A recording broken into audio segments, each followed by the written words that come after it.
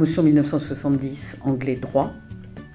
Et j'ai fait toute ma carrière professionnelle à l'ISIT entre 1970 et 2014, successivement dans les fonctions au secrétariat des études, stage, Erasmus, et ensuite les développements des stages de master. J'ai pris ma retraite en juin 2014. Alors, je suis membre d'honneur d'Alumni-ISIT. Ce n'est pas une fonction active, mais c'est une fonction d'appui et de conseil qui permet d'apporter mon expérience de toute ma carrière à l'ISIT et ma connaissance de l'école et ma connaissance des différentes promotions de l'école aussi, puisque j'en ai vu passer un certain nombre en 40 ans. Alors, je l'ai appris au cours d'un dîner qui m'a été proposé par Alexandre et Romain, sous un prétexte totalement fallacieux, mais parfaitement vraisemblable.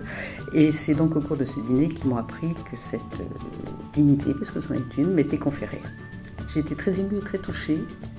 Et j'ai eu un petit doute quand même sur ma capacité à accomplir cette fonction, mais enfin il paraît que non. Donc maintenant on va habiter cette fonction.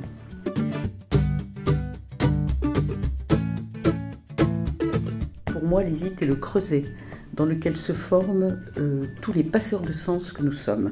Quels que soient nos métiers, que ce soit l'interprétation, que ce soit la traduction, que ce soit les métiers du droit, que ce soit les métiers de la communication interculturelle et multimédia, ce sont tous des métiers de passeurs de sens. Et c'est le point central de la vocation de l'école depuis sa création en 1957. La formation de l'école a bien évidemment suivi l'évolution des pratiques professionnelles, de l'expansion de la mondialisation qui ouvre un très grand champ de possibles où les ISITI sont des acteurs clés, puisque l'interculturel est le nœud de quantité d'activités économiques, financières, politiques, sociales et culturelles.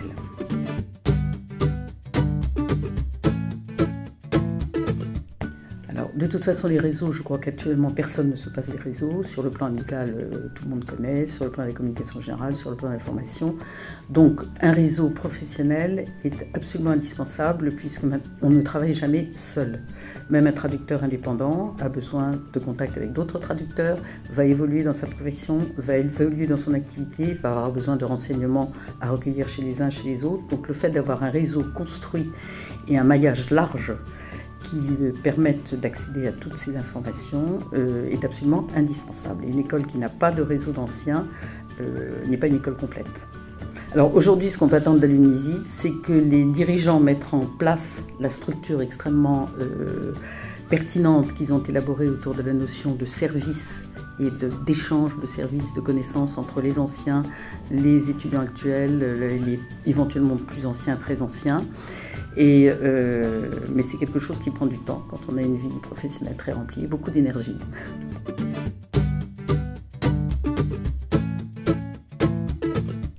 Alors surtout qu'ils n'hésitent pas à rejoindre Alumni-ISIT et il est bien évident que plus le réseau sera développé, plus il sera efficace et plus il sera riche. Donc c'est dans l'intérêt de tous. À un moment ou à un autre, ils auront besoin du réseau et donc de ne pas hésiter, surtout pas hésiter à rejoindre Alumni-ISIT pour faire cette cohésion qui est une très très grande richesse.